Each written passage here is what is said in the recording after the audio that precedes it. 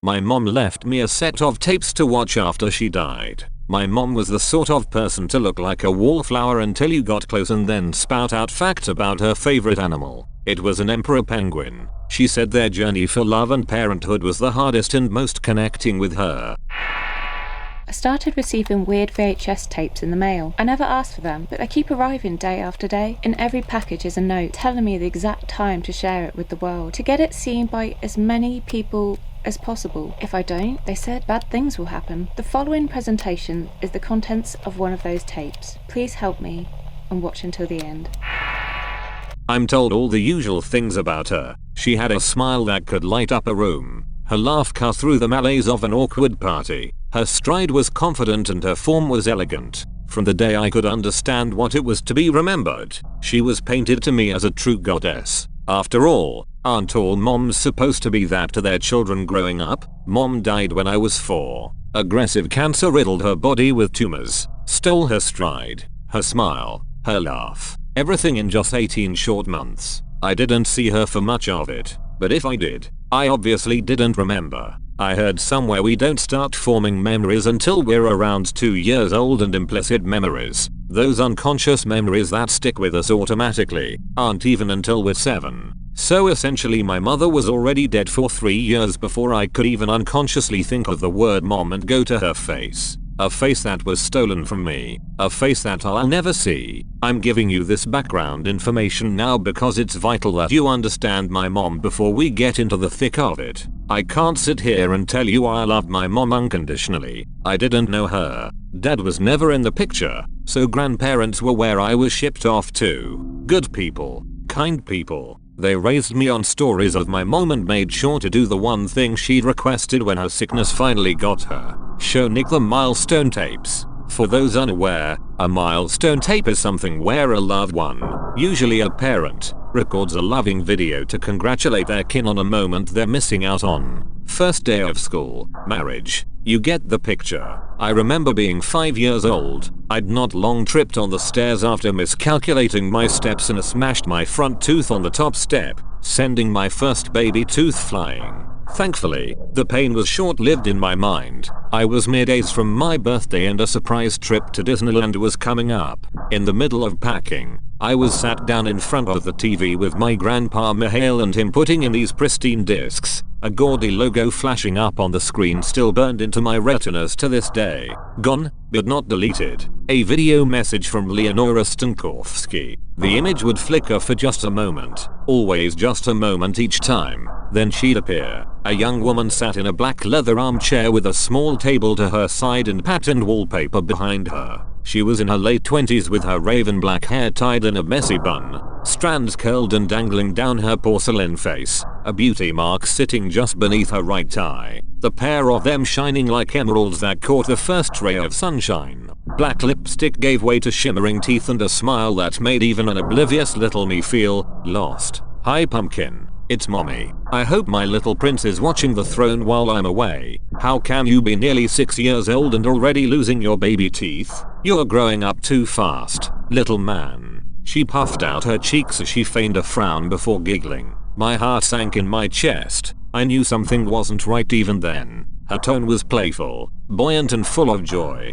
like she'd never missed a moment of my life. Make sure you put your tooth under your pillow tonight. Dida Mihail will make sure the tooth fairy comes and nothing else. She raised a single finger with a wink, posing for a moment before her face fell. Her posture sank and she fell back into the armchair a tad, growing smaller as she coughed. After a moment, she cleared her throat with a quiet dignity and made sure the hand she coughed into went out of shot as she fixated on the camera with a weak smile. Mommy loves you, my little crown prince. Close your eyes and breathe with me. I looked at my grandfather and with tears streaming down his face and a bite on his lip, he put a hand on my shoulder and nodded. I did as I was told and took a long breath in, the air cold and filling my lungs, intoxicating me as I heard her words. The same words I'd come to hear at the end of every video she recorded. I'll always be with you. Dash. And so it went. For every milestone I undertook, there was an accompanying video. When I graduated middle school, when I rode my first bike, Even when I broke my first bone, she had a video ready. I was around 11 when biking home from school, I collided with a speeding driver. The bastard didn't even stop as my small body careened over his windscreen, rolled over the hood and smashed into the concrete, tearing my right arm to pieces. Passers-by said it was a freak accident, that the car just appeared out of nowhere and then vanished. But hell, what do hit and run drivers do? Speed, speed, speed. Medicated up to my eyes and sitting up in hospital, Grandpa handed me a mini DVD player and the familiar face shot up. I could never tell you in those earlier videos if these were done back to back or months apart, but Mom still looked radiant, albeit with more coughing in each iteration. Hi Pumpkin, it's Mommy, though. I'm sure by now you're probably cringing at the mere mention of me referring to myself that way. Oh god, do people still say cringe? It's hard to know what the world you're in is like anymore. But moms are never supposed to be cool, are they? She chuckled, a faraway look in her eye as the pit of my stomach expanded. No, I thought, tears in my eyes, gripping the sheets with my good hand. I want you to say those things. I want you to embarrass me. Well, if you're watching this, then you've broken your first bone. I hope it's a bit later in life and not when you're so upset you can't even hear me. But sweetie, this is an important life lesson that I wanted to be there for. Pain happens. It's a part of our world, and everyone in it must experience it. Sometimes it's physical, like now when your body hurts so much that you wanna yell and cry out. Sometimes it's emotional, which you get when someone upsets you, hurts your feelings. Something you might also feel from seeing my face right now, which I'm sorry for. She trailed off, that weak smile plastered across her face like the greatest lie ever told. She took a breath, and I heard the quivers in her voice, both from sadness and from sickness. But you are my little crown prince, and while you're watching the throne, I know you'll do great things and overcome anything that stands in your way. You know why? Why? I breathed, my body radiating with hot pain but my heart aching. I leaned in as she leaned in, like sharing a secret only we would ever know. Because you're my son and my love for you will push you to do anything, she whispered, my face involuntarily growing into a smile without even realizing. Just don't look at the wall behind me. My eyes were fixed on hers, a small sliver of the background visible behind her ear. As my eyes slowly broke from her gaze and traveled over, she spoke again. Don't, a frantic whisper escaped her lips. My eyes snapped back as a pale shade shifted out of sight. Blinking once, I saw she was sitting back in the chair, talking as if nothing had happened. Had I dozed off? I was on high pain medication. It wasn't impossible. I'm running out of time. These are only supposed to be short, so I'll finish up here. Mommy loves you, my little crown prince. Close your eyes and breathe with me. Again, I did as instructed and heard a distinct creaking sound from the speakers, undoubtedly her settling into her chair. I'll always be with you. Dash. So the years went, fewer milestone videos popped up. Some of them were simply mundane or not that noteworthy. Not why we're here, but the usual events. First day as a freshman, last day as a senior, prom night and even an embarrassing one wherein a 17-year-old me had the most uncomfortable 15 minutes of being explained dating etiquette and safe sex by my long gone mother. By the time I'd reached 21, only 4 tapes remained. Grandpa Mihail had passed and Grandma Sousa was getting on, so they were given to me with the obvious instruction to not watch them until the time was right. And this is the part where things take a turn. A bad breakup, bad life choices, even worse friendship choices with substances readily available, a lifetime of insecurities stemming from no parental figures, all the love in the world to my grandparents, but it's not the same, and a series of videos from your long dead mom are enough to fuck anyone up. So, I grabbed a bottle, some pills and put the next video in, planning to binge them before I took my leave. I mean, fuck it, what's the harm if I'm ending it all, right? The video flickered and cast a long shadow across my dismal apartment before the visage of my mom came into focus. It had been a couple of years since the last video and in my emotionally unstable, drunken state, I was not prepared for what I saw. Emaciated, sunken eyes and a slack jaw, her tongue hanging out and drooping to the bottom of her chin. Thick pungent saliva with her concave chest heaving under the weight of the oxygen machine wrapped around her face. A looming shadow with 2 bright blue orbs for eyes and jagged pillars for teeth. wrapping its arms around her. It locked eyes with me and cocked its head to the side. New. It croaked, my skin bubbling with fear and chilling my blood. I had never felt a terror like it.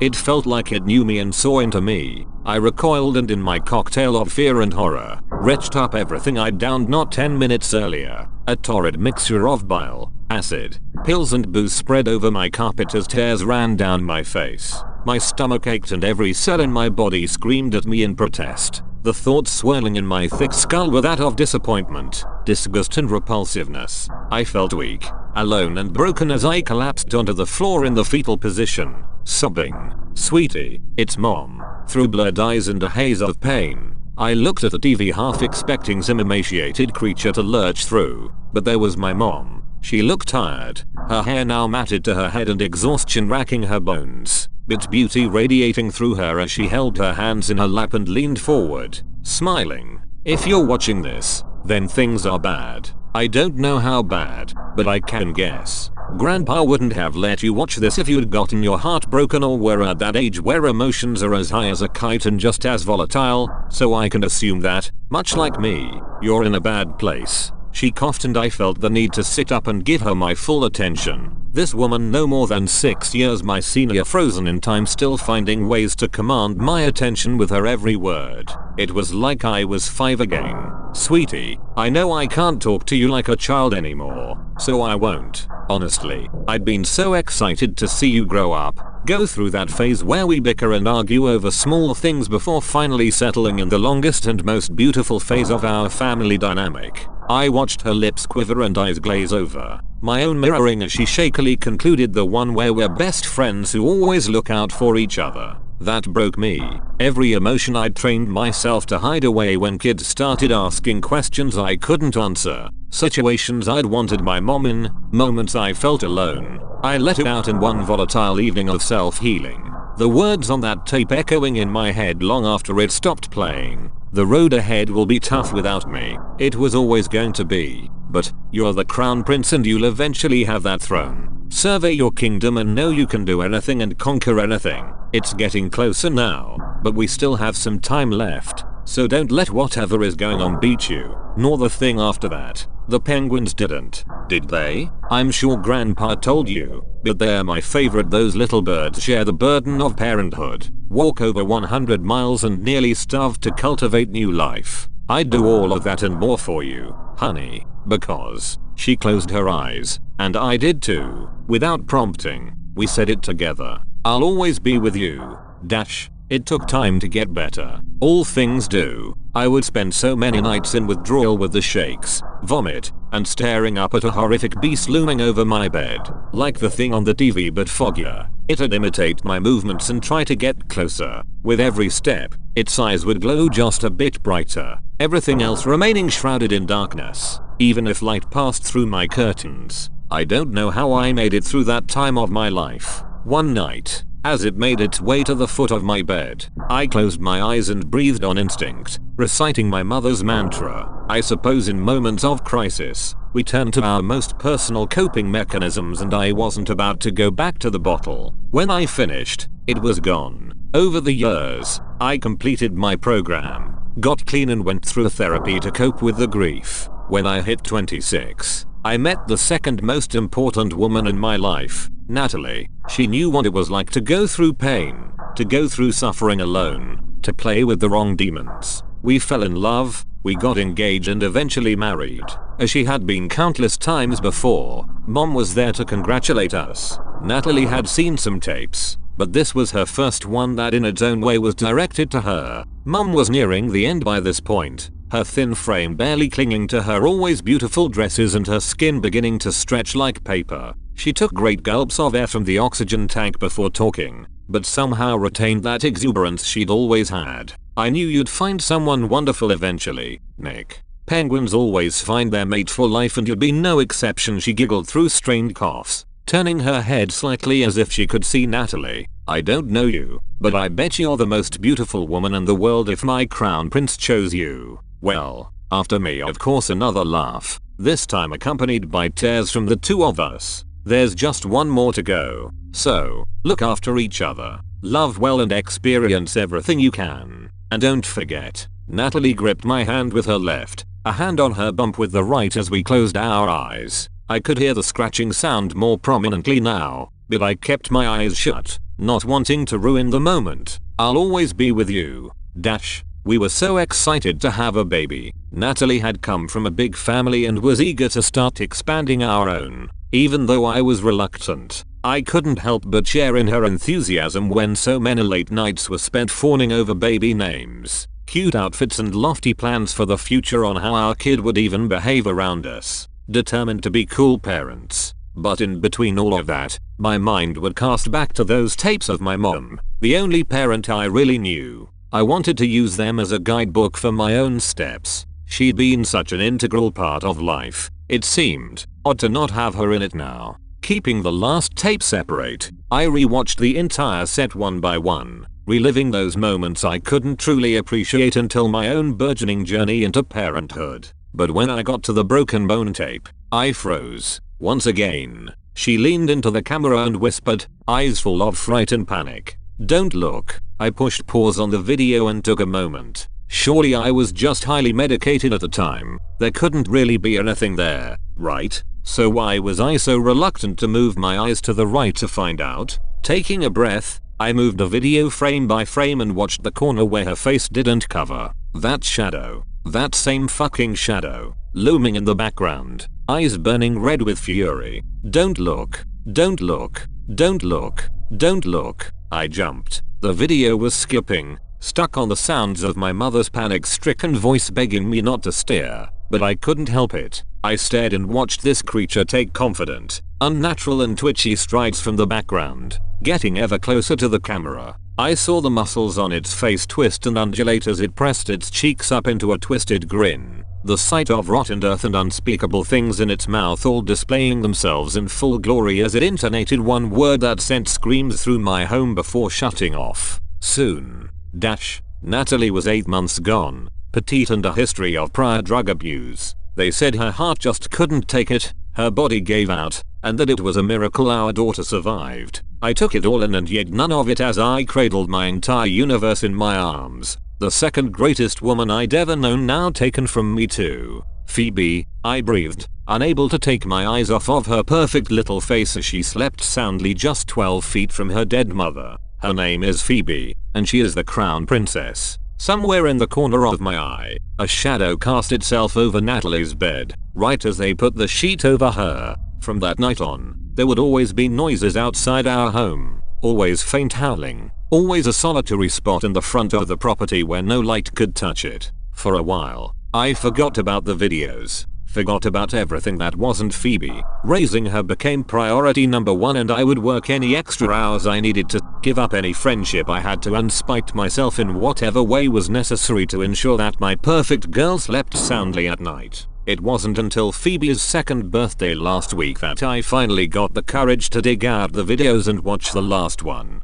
How many times had I sat in a home, emotionally destroyed and at a crossroads in my life, waiting to see this woman's face and hope she'd somehow have the magic words to guide me. As the picture flickered on, the logo shining up on screen, I cast my head back with a mixture of surprise and sadness as I realized the significance of the year. I was older than her now. "Hi sweetie, I guess we've finally reached the end." Huh. Her voice sounded younger. I looked down and saw her standing up. No chair or wallpaper in sight. It looked like she was recording this in her bedroom, a picture of health, all things considered. Her eyes red from crying but her voice unwavering, like she'd prepared these words carefully. "This is technically the final video for you, but the first for me. Weird how this all works, but this is how it needs to happen. If you're watching this, you've got your own little princess to protect. The crown prince has now become the king." And I couldn't be prouder, she beamed. But my stomach tightened at those words.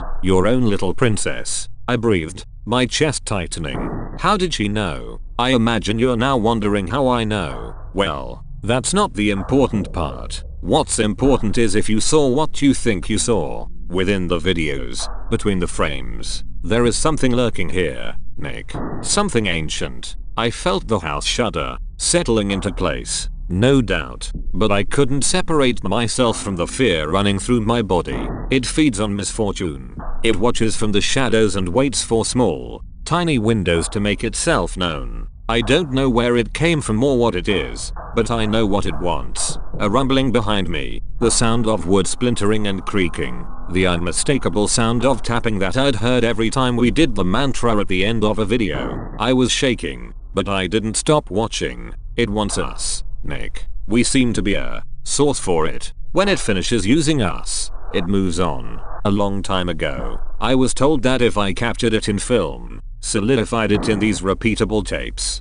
it would slow it down, maybe even stop it. I have no idea if it'll work, but you deserve to know now that you can almost certainly see it too. Because if it doesn't stop here, if you start to see it, start to experience misfortune. My heart skipped, tripping over the stairs and narrowly missing cracking my skull as a child, losing my first tooth, the hit and run that shattered my arm, my first broken bone, marrying and losing Natalie, my first love. Oh no. Oh god. No. I willed my body to move, to leap out of the seat and rush to Phoebe's room, but I had to hear the rest through, screaming at my mom to tell me the solution. When your Dida Mihail told me about our curse, how he took me in after my father died, about how it passes from father to daughter, mother to son, and so forth. You can try to avoid it, but it always finds a way. She looked down in shame, clutching at her sleeves. Truth be told, I didn't want to get pregnant, but things have a way of happening and I knew I couldn't give you up. She glanced behind her, something off camera scaring her into grabbing at her arms and rubbing them, shame and fear on her face. I'm so sorry, baby, but I want you to know that there is power in these words, in these videos. I will do everything I can to protect you, just like I know you'll protect your child, no matter who it hurts in the process, because, one last time, I just had to close my eyes one last time and it would all be over. I did it on instinct. It didn't matter that there was a slew of sounds alerting me to an invading presence in my home, that it was rapidly approaching me. All that mattered was the mantra, I'll be here for you, always. But what I heard parroting me back was not my mother. A guttural, inhuman voice barked back the phrase and I swear I felt its breath inches from my face. I felt eyes unrestricted by pupils or sockets spin around, focusing on my weakest point. But I didn't waver. After a few agonizing moments, it darted away and out of view, leaving only the static of the TV to keep me aware that I wasn't in fact dreaming. As soon as I knew it was safe, I ran to Phoebe's room and checked on her, convinced that she was next in a long line of losses. Convinced that some otherworldly specter had taken her from me. Convinced I would be alone again. You can imagine my relief when I opened the door to find her softly sleeping, clutching her teddy bear with his own attached blankie, the same toy my mom had given me. I looked at her with the enormity of the situation overshadowing me. The realization she was the same age I was when my mom got diagnosed. The realization that soon, I would be the one making a slew of videos for milestones I'd never get to see her inherit. My crown princess's kingdom of nightmares. And I don't know if this is what my mother intended, but I took those words at the end to heart. Protect your child, no matter who it hurts in the process.